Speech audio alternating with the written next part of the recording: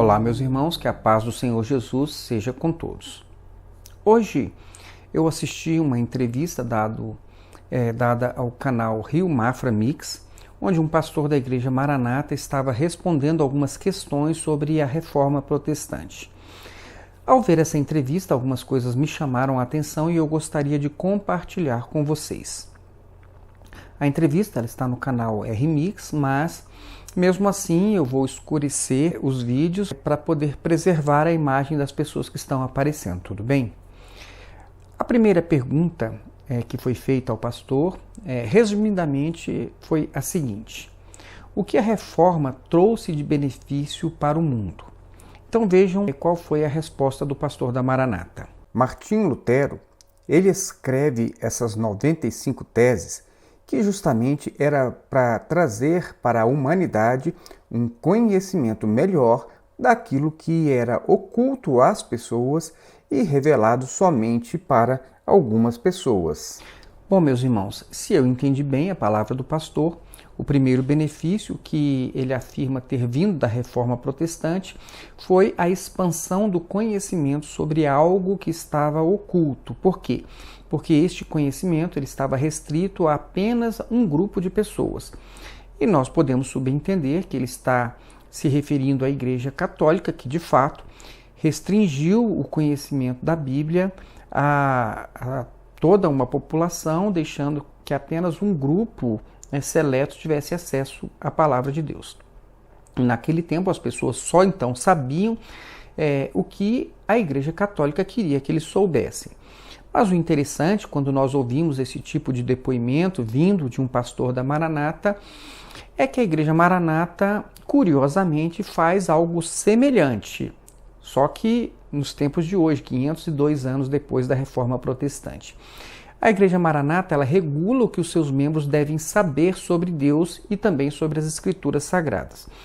Mas é claro que ela não faz como a Igreja Católica fazia, naquele tempo, no tempo da Reforma, porque antes as pessoas não tinham acesso à Bíblia e isso não é mais o caso hoje. Todas as pessoas têm livre acesso à Bíblia e é fácil também você ter uma Bíblia, até no celular você tem.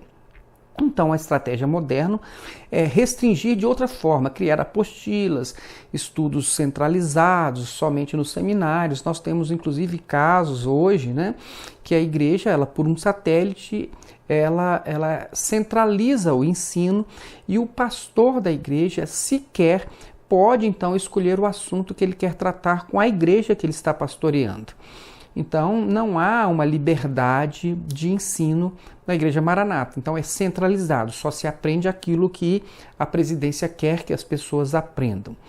Então, mesmo eles possuindo a Bíblia, eles são também desestimulados a estudá-la por inteiro.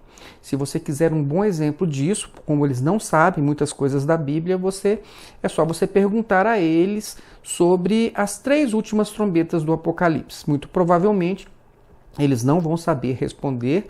Por quê? Porque a Igreja Maranata só orienta o ensino até a 4ª trombeta.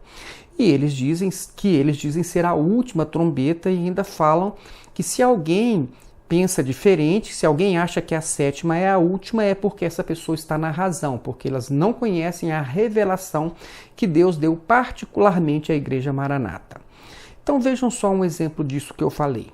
Rádio Manaim, Conversas Bíblicas, programa de 14 de dezembro de 2016 sobre a 4ª trombeta com Josias e Gerson Belutti.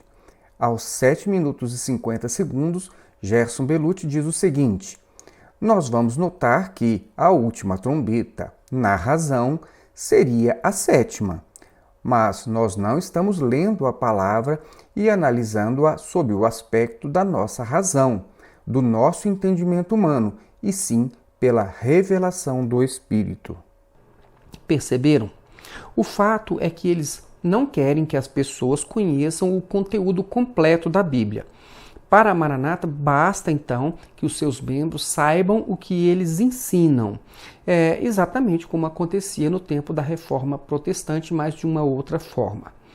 Mas vamos ver mais algumas partes da entrevista. Então, a Reforma Protestante, dentro dessas 95 teses, tem 2 ali especiais, que eu tenho elas como especiais. Uma delas é o livre acesso às Escrituras, porque até então, até o século XVI da Idade Medieval, somente algumas pessoas tinham acesso e conheciam a Bíblia. E Martinho Lutero, o esforço dele, o empenho dele foi justamente para quê? Para que as pessoas tivessem acesso à Bíblia e conhecessem o que realmente estava escrito nela.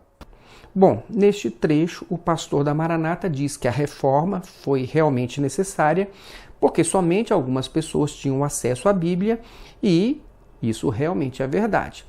Mas então, se esse aspecto da reforma é tão importante, por que a Igreja Maranata desestimula hoje as pessoas a conhecerem a Bíblia por completo?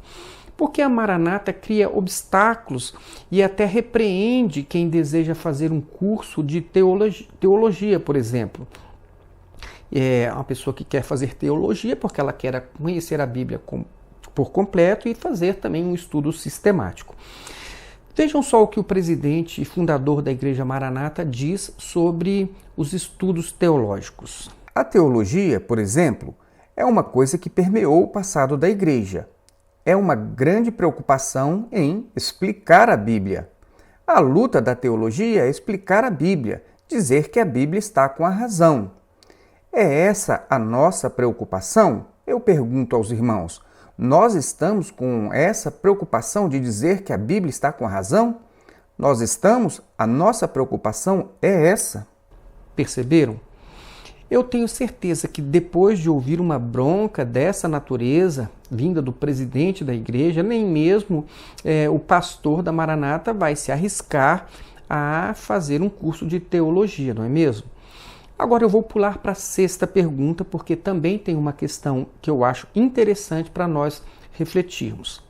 Resumidamente, a pergunta que foi feita ao pastor foi a seguinte, sobre dízimos.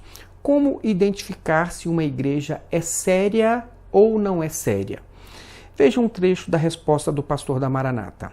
Mas o dízimo, ele é uma polêmica, entende? A pessoa, ela tem que ter a experiência dela com Deus, né?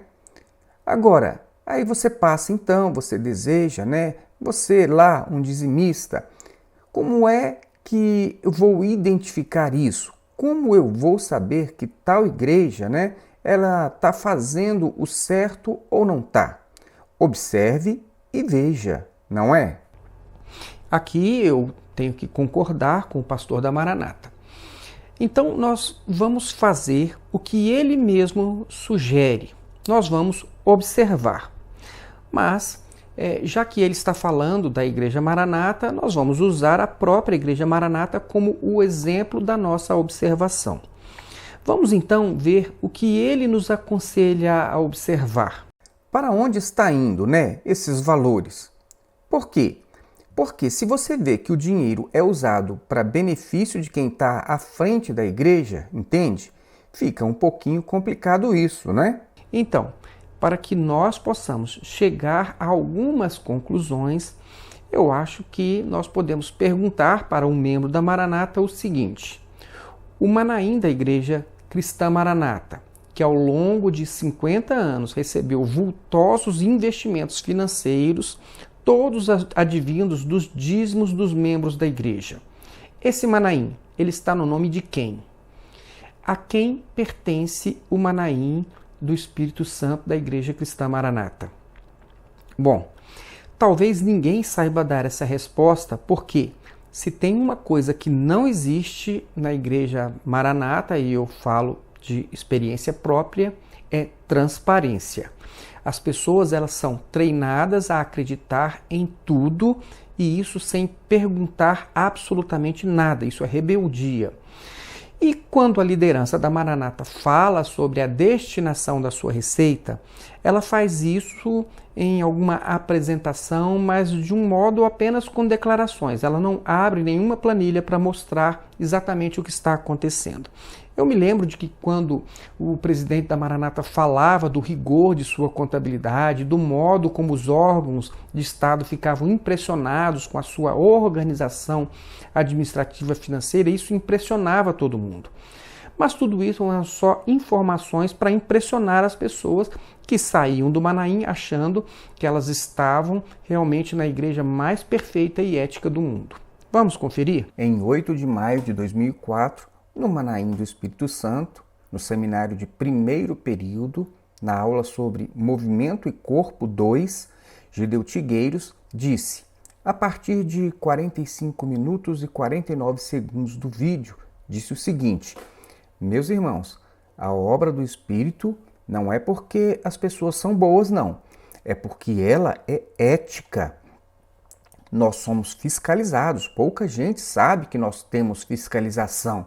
Nós temos fiscalização do imposto de renda lá dentro. Coisa até absurda, mas tivemos 7 meses lá dentro do presbitério. 2 anos e meio o INPS, com 3 fiscais dentro do presbitério. 2 anos e meio para ver as coisas. As pessoas não sabem disso. E outros grupos estão aí, mas sabe por quê? Porque nós temos organização. Eles sabem aonde é que vão pegar. Eles sabem, esse dinheiro aqui veio de onde? Não, o Senhor pode abrir aqui, a gaveta aqui, ó, as emendas estão todas aqui, um deles pegou, estão aqui, as emendas estão aqui. Como é que vem o dinheiro? As emendas estão aqui, o Senhor abre aqui, abriram, pode pegar em qualquer lugar. Levantou, pegou um negócio lá do Piauí, R$ 113. 5 assinaturas. Disse assim, pastor, a comissão de não sei o quê, mais o presbitério, mais o depósito no banco. Chegaram à conclusão, né? Meus irmãos, nós temos ética. A obra é séria. Não é por causa do homem, é por causa do Senhor. O Espírito Santo é o que está no governo. Se não fosse isso, era do mesmo jeitinho de tudo que está aí em volta. Mas nós queremos fazer uma diferença. Por quê? Porque nós estamos vivendo um momento profético onde as coisas são semelhantes, mas o fim, aí que está o problema. Mas, como Jesus mesmo disse, não há nada escondido que não venha a ser descoberto ou oculto que não venha a ser conhecido. Isso está em Lucas capítulo 12, no verso 2. Então, no dia em que a Polícia Federal apareceu na porta do presbitério e investigou o que estava acontecendo, encontrou uma realidade bem diferente daquela propagada pela liderança da igreja aos seus membros. Segundo as reportagens da época, as investigações do Ministério Público, eles identificaram desvios de dízimos de mais de 20 milhões de reais, fruto de um roubo contínuo e que já vinha sendo realizado por muitos anos. Agora é oficial, o Ministério Público Estadual abriu um inquérito para investigar desvio de dízimo na Igreja Maranata. O presidente da igreja também está entre os investigados. O Ministério Público Estadual já ouviu fiéis e fornecedores da Igreja Maranata. Documentos também foram analisados. Os promotores estão investigando toda a cúpula da igreja, inclusive o presidente, Gedeu Tigueiros, que sempre negou saber de qualquer ação para desviar dízimo, o dinheiro doado pelos fiéis. A suspeita é de que 21 milhões de reais podem ter sido desviados. Para justificar a saída do dinheiro, notas fiscais frias teriam sido usadas. Desta pequena papelaria, por exemplo, saíram notas milionárias em nome da igreja, mais de 900 mil reais. Só que os produtos aqui custam muito menos. Nossa equipe procurou explicações, mas não encontrou. As investigações do Ministério Público Estadual apontam para a prática de vários crimes: estelionato, lavagem de dinheiro, falsidade ideológica, formação de quadrilha. O assunto, mais uma vez, virou manchete de jornal. De acordo com a reportagem de A Gazeta, a análise dos documentos feita pelos promotores indica que o presidente da Maranata sabia sim de tudo o que acontecia dentro da igreja.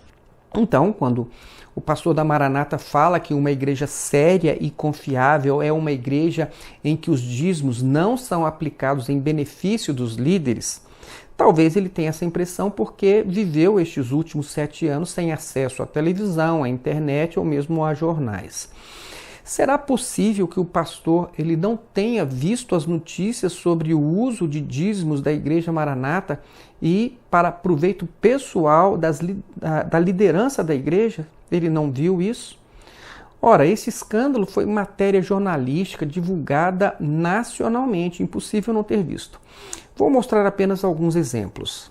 O STV Segunda Edição de hoje começa com uma denúncia exclusiva. Dinheiro do dízimo teria ido parar no bolso de pastores da Igreja Maranata. Segundo a denúncia, mais de 20 milhões de reais foram desviados pelos pastores em 5 anos e foram usados na compra de imóveis, carros e dólares. Um homem que não quer aparecer diz que já recebeu ameaças. Ele era pastor da Igreja Cristã Maranata. E que a igreja estava se desviando dos princípios que alegava manter, princípios éticos, princípios morais, princípios bíblicos. Eu resolvi não conviver com essa mentira, com essa farsa.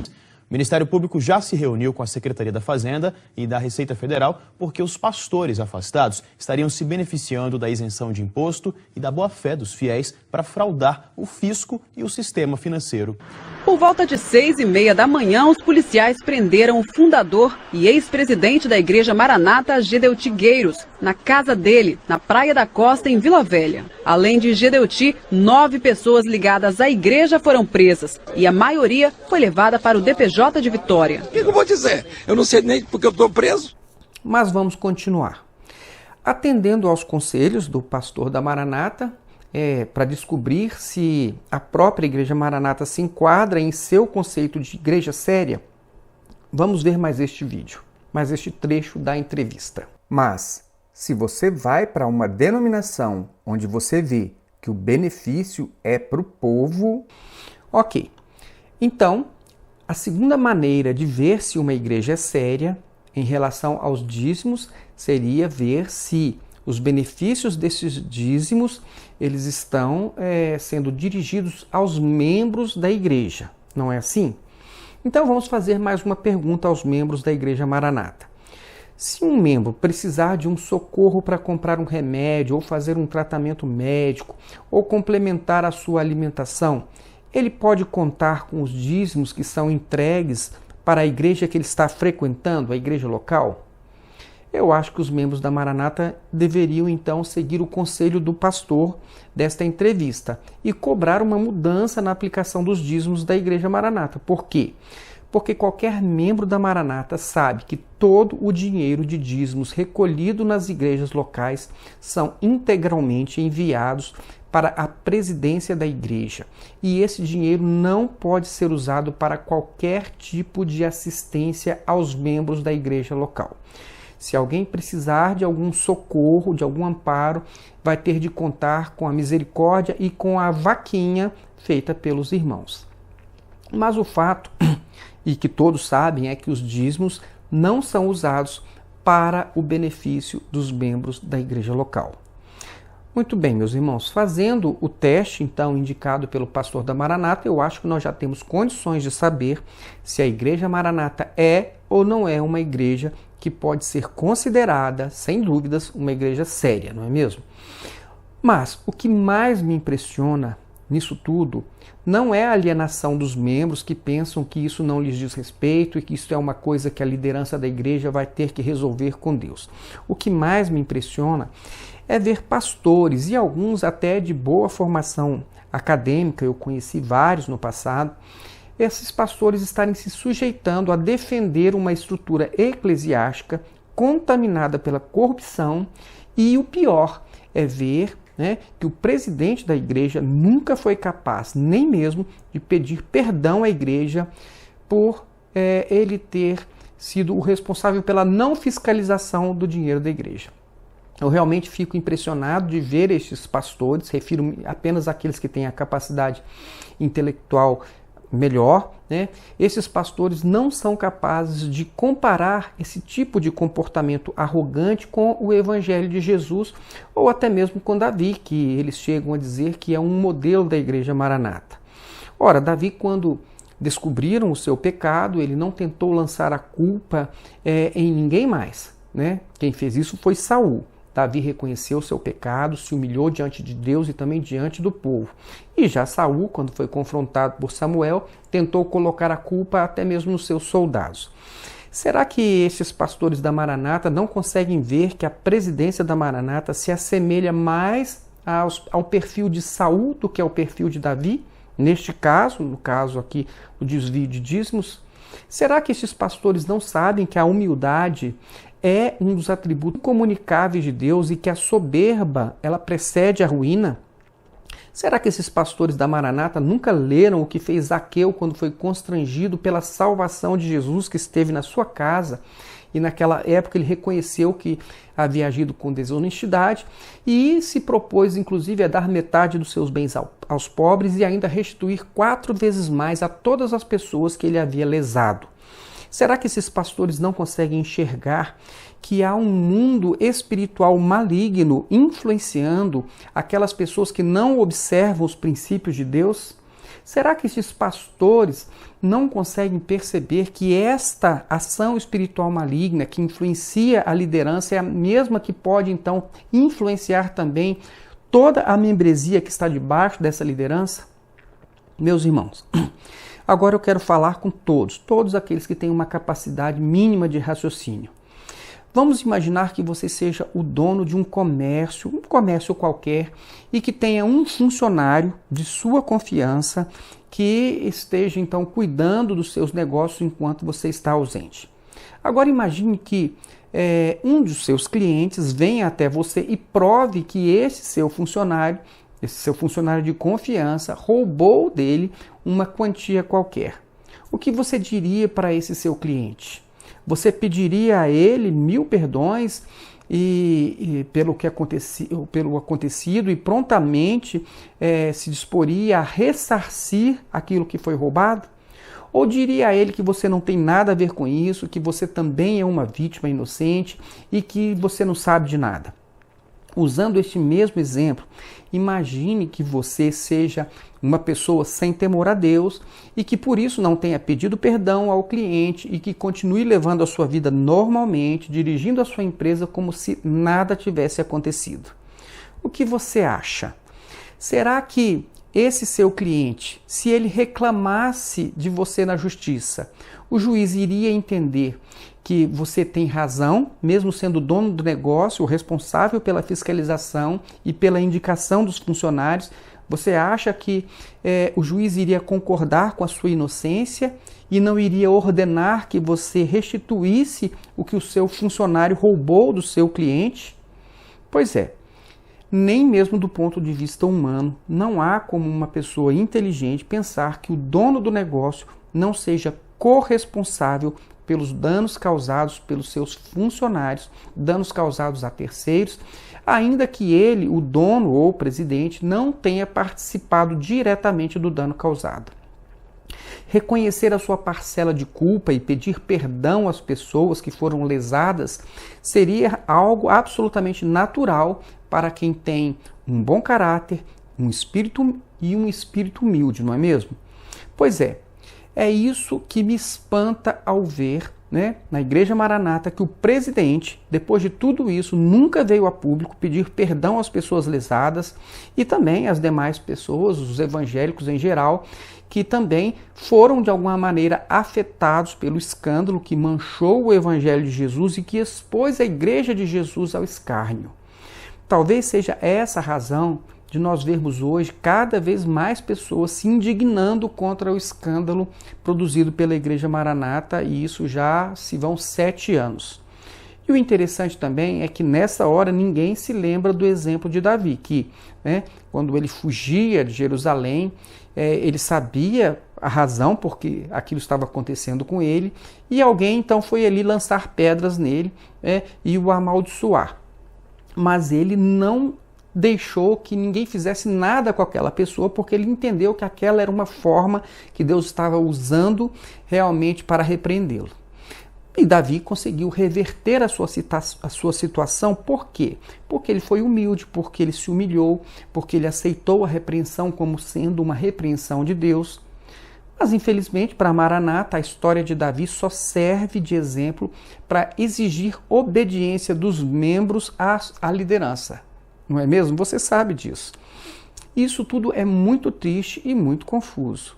Depois de observar tudo isso que aconteceu com a Igreja Maranata, é muito difícil entender certas coisas. Por exemplo, como entender as afirmações da Igreja Maranata, que por mais de 40 anos sempre dizia que tudo dentro da igreja era revelado. Se eu continuar afirmando isso hoje, eu terei necessariamente que reconhecer que Deus, Ele é quem é o responsável pelos roubos, né? O roubo de dízimos dentro da presidência da Maranata. Neste caso, a situação da Maranata seria a mesma situação de Adão e Eva. Quando o Senhor perguntou para Eva se eles tinham desobedecido, Eva colocou a culpa em quem? Na serpente. Ela disse, a serpente me enganou e eu comi. E já Adão colocou a culpa em quem? Colocou a culpa, em última instância, colocou em Deus. Ele disse, a mulher que o Senhor me deu. Ou seja, se Deus não tivesse dado uma mulher a Adão, então ele nunca teria pecado. Logo, Adão estava dizendo que, em última instância, a culpa era do próprio Deus. Afinal, não foi Deus quem deu a mulher a ele? Então, em última instância, Deus seria o culpado de toda essa confusão. Na verdade, meus irmãos, todas as pessoas se acham inocentes até que tenham que se encontrar com Deus. Agora vamos aplicar o exemplo de Adão e Eva nos personagens, no fato de corrupção que ocorreu na Maranata. Quais são os personagens? Os personagens são Deus, o presidente da Maranata, os membros do presbitério, os homens corruptos e os membros da igreja. E a pergunta é a seguinte: a quem Deus irá considerar culpado? Só o presidente? Só os que roubaram? Não é verdade? O presbitério? Nós temos a seguinte situação. A corrupção só aconteceu porque os titulares de alguns cargos do presbitério tinham o poder de movimentar os recursos dos dízimos, certo? E estes cargos eles foram ocupados por revelação, por pastores que em certo momento se corromperam e desviaram então aqueles 20 milhões de dízimos da igreja. Então, preste bastante atenção agora. Quem diz que foi Deus que revelou quem deveria ocupar a titularidade de cada um destes cargos está então dizendo que a culpa pelo desvio é de Deus. Ora, não foi Deus quem revelou os pastores que deveriam ocupar esses cargos? Se Deus não tivesse revelado aqueles pastores para ocuparem aqueles cargos, então nada disso teria acontecido, certo? Mas eu sei que é difícil admitir uma coisa dessas. É muito difícil, não é mesmo? Então vamos para a segunda possibilidade. A segunda hipótese é a seguinte: a titularidade destes cargos não foi preenchida por revelação, mas pela livre escolha da presidência da Igreja Maranata. Mas, neste caso, nós temos o seguinte problema. Depois de 40 anos dizendo para os membros da igreja que Deus revela todas as coisas para eles, é realmente difícil reconhecer, então, que aqueles cargos foram preenchidos por decisão exclusiva de homens e que Deus não teve nada a ver com isso, não é verdade? Ah, mas você pode dizer que quando Deus revelou para estes homens ocuparem estes cargos, eles eram homens honestos e que somente depois é que eles se tornaram desonestos. Ótimo, muito bem pensado. Mas então responda o seguinte: se Deus revela tudo na Igreja Maranata e se revelou para colocar estes homens nestes cargos, por que Deus então não revelou para removê-los destes cargos antes que eles pudessem então roubar a igreja? Ou será que Deus só revela para colocar o pastor e não revela para tirar ele antes que ele possa realmente fazer um estrago na igreja? Muito bem. O melhor que nós temos a fazer neste caso, para não cair no mesmo erro de Adão, é reconhecer que, na Igreja Maranata, Deus não revela tudo, mesmo que o presidente diga a vocês insistentemente que tudo é revelado. Mas se Deus não revela tudo, como você pode saber o que foi realmente revelado por Deus e o que não foi? Afinal, como eu disse, o presbitério sempre diz que tudo é revelado e devidamente consultado a Deus. Não é assim? Então, como você pode confiar no presbitério? Como você pode ter tanta confiança assim no presidente da Maranata que já mentiu para você várias vezes? Veja bem a situação difícil que está o presidente da Maranata. Se ele reconhecer que não foi Deus quem levantou as pessoas para ocupar os cargos da presidência, então ele estaria reconhecendo que mentiu para a igreja por mais de 40 anos, não é assim? Por outro lado, se com tudo isso que aconteceu, se ainda assim ele insiste em dizer que foi Deus quem revelou, né, para colocar estas pessoas naqueles cargos, naquelas funções, mas que não revelou para tirá-los na hora certa, então significa dizer que ele prefere fazer como fez Adão, deixar que a culpa recaia sobre Deus. Mas você, o que você acha? De quem é a culpa? De Deus ou do presidente da Maranata? Se você disser que a culpa é de Deus, então você tem que admitir uma coisa, você tem de admitir que está servindo a um Deus mau e injusto, que tira dos pobres para poder entregar aos ricos e que também não pune as pessoas, né? Não pune as pessoas que furtam o dinheiro da igreja. Mas se, por outro lado, você prefere então reconhecer que a culpa não é de Deus, então você tem de admitir que Deus não revela todas as coisas na igreja Maranata. E tudo o mais que disseram para você que foi revelado não tem a menor garantia de ter tido a participação de Deus. E isso, você tem que pensar sobre isso. Agora, qual foi a escolha do presidente da Maranata? Nós já vimos que ele nunca reconheceu sua parcela de culpa. Ao contrário, ele disse que é inocente e que não tem nada a ver com isso. Veja o vídeo. Por volta de 6h30 da manhã, os policiais prenderam o fundador e ex-presidente da Igreja Maranata, Gedeuti Gueiros, na casa dele, na Praia da Costa, em Vila Velha. Além de Gedeuti, 9 pessoas ligadas à igreja foram presas e a maioria foi levada para o DPJ de Vitória. O que eu vou dizer? Eu não sei nem porque eu estou preso. Então, qual foi a opção do presidente da Maranata? Afinal, de quem é a culpa? De quem é a culpa se não é dele? Se ele não tem culpa nenhuma? Ora, parece que a opção do presidente da Maranata ficou bem clara, não é mesmo? Então, nessa situação, entre ele ser culpado e Deus ser o culpado, ele preferiu deixar a culpa então nas costas de Deus, como fez Adão, porque é melhor deixar Deus como culpado, porque neste caso ninguém vai prender Deus, não é mesmo? Além disso, entre reconhecer o seu pecado, pedir perdão e se retirar do governo, como fez Davi, ele preferiu continuar de uma ou de outra forma por trás, né, ali do comando da igreja.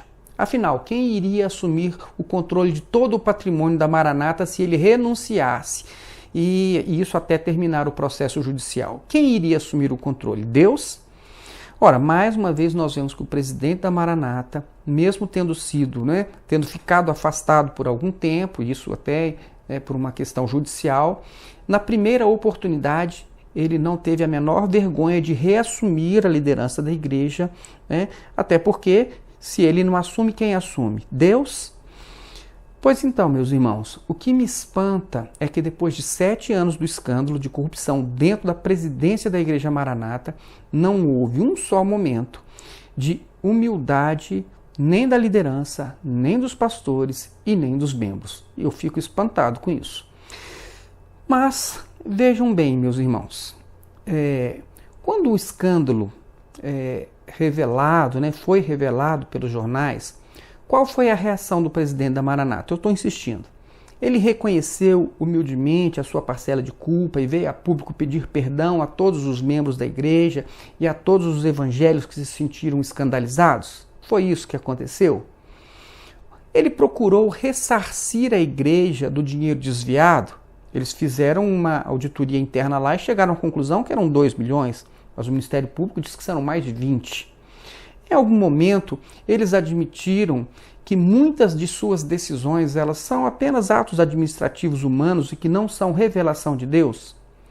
Ou, em vez disso, eles preferiram, em vez de serem humildes, eles preferiram atacar as pessoas que se sentiram indignadas, levar essas pessoas a tribunais, né, e dizer ainda que eles estavam sendo perseguidos?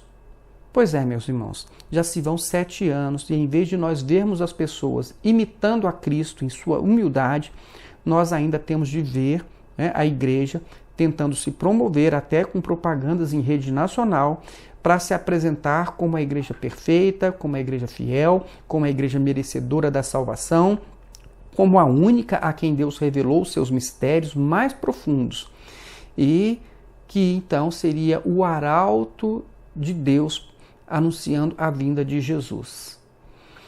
Bom, acreditar nisso seria acreditar que Jesus pode compactuar com a soberba, com a vingança, com processos judiciais movidos contra pessoas simples, como se Jesus pudesse compactuar com a injustiça, com a falta de arrependimento.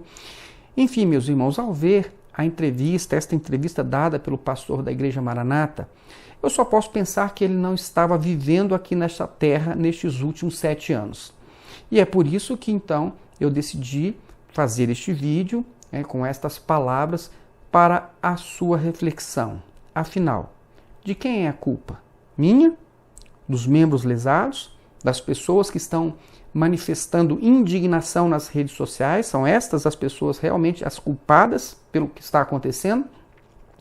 Ou quem sabe, como disse Adão, a culpa é de Deus, que deu à Igreja Maranata pastores cuja honestidade está sendo questionada judicialmente. Mas como nós podemos ver na passagem de Gênesis 3, o fato de Adão ter se escondido, de ter lançado a culpa na mulher e, em última instância, no próprio Deus, Deus o encontrou e junto com ele encontrou também a mulher. E desse mesmo modo nós devemos ter temor a Deus. Por quê? Porque ninguém pode dizer, a culpa não é minha, é dele, eu não tenho nada com isso, foi ele quem roubou, nós vamos deixar Deus tratar disso. Nós não podemos pensar que se estamos comendo do mesmo fruto que alguém retirou desta árvore, nós não temos nenhuma participação nisso. Então, a responsabilidade seria de quem? Sim, a Eva realmente conversou com a serpente, foi ela que puxou o fruto da árvore, mas Adão também se alimentou dele.